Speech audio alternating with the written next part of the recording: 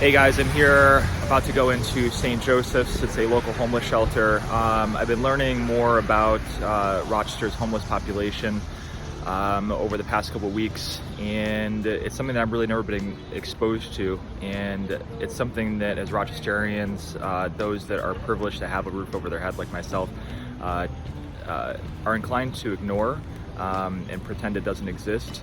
And us as real estate investors, we're in the business of actually providing housing, and these are folks that don't have it.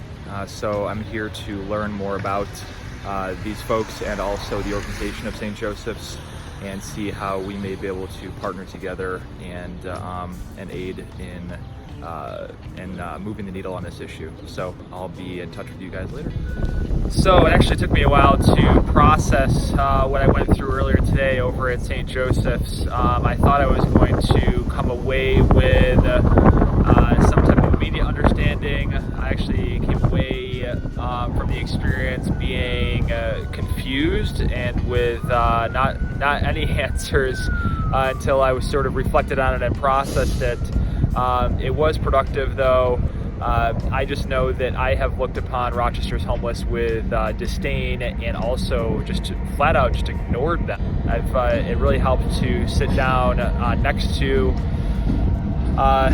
somebody who was going through a homeless situation. It was actually a gentleman who got shot in the back coming out of work by a stray bullet back several months ago, and lost his apartment because he couldn't go through the system quickly enough to avoid eviction, and has been homeless since and is trying to get back on his feet.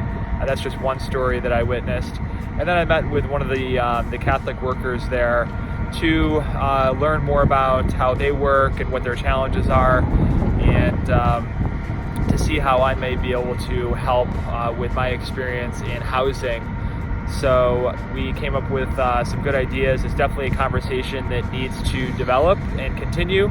Anyways, it was very helpful to bring an element of humanism to something that we've sort of largely ignored, this shadow population that's sort of just been, we've seen it as an inconvenience and something that we just don't want to see, and would rather just avoid it than recognizing that we do have an issue. So anyways, thank you for tuning in, and we will talk soon. The other thing I did learn too is that I got exposed to a lot of different ideas and also opinions during my visit to St. Joseph's today as well.